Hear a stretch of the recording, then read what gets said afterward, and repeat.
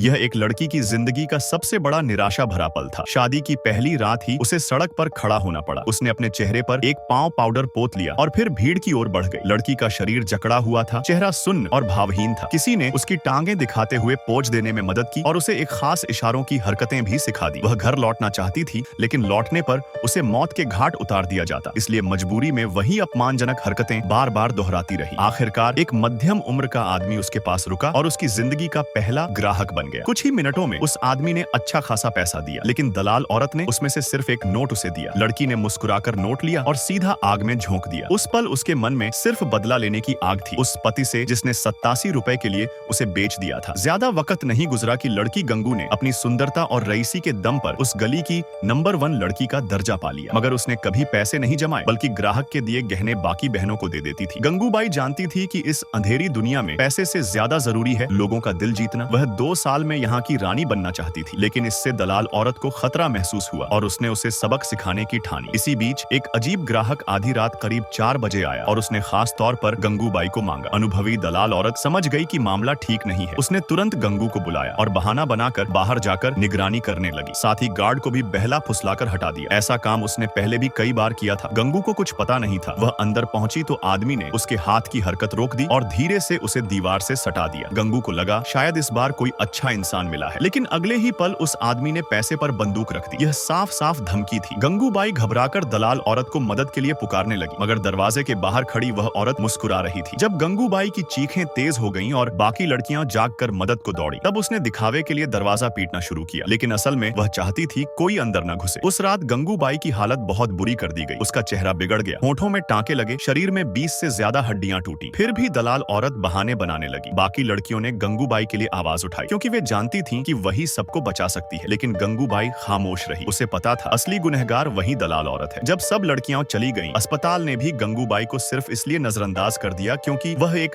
गंदी औरत थी और उसे सीधे सामान रखने वाले कमरे में फेंक दिया गया। फिर भी उसने न रोया न चिल्लाया, क्योंकि उसे मालूम था जो कुत्ता काटता है वह भौंकता नहीं। गंगूबाई ने पता लगाया कि जिसने उसकी पिटाई की थी वह एक गुंडा था, जिसके ऊपर पहले से कई खून के केस थे। सब्सक्राइब करते ही नेक्स्ट पार्ट मिल जाएगा।